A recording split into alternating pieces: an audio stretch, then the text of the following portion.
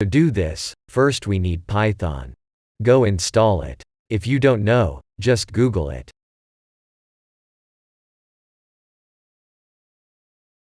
Capture these images, and save using names as future explained.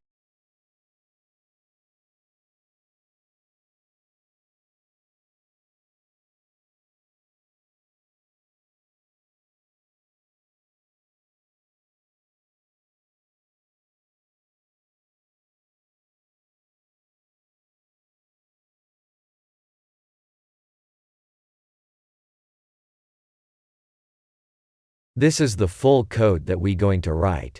Pause this video and type this. If you are lazy, like as me, then click on the link showed in description. These codes are searching images in screen and click on it if they found it.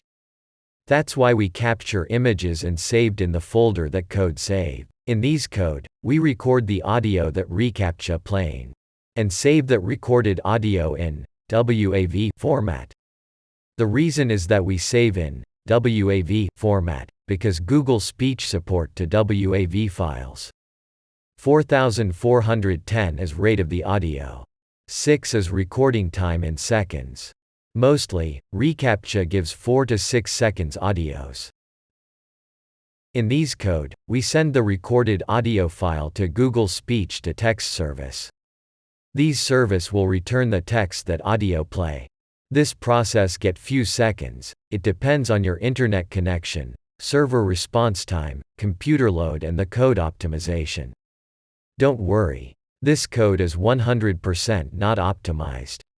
After receiving the text, these lines of code search the text box in Recaptcha. After the found, it sends text to that text box and click on the verify button. That's all. Try yourself and improve this.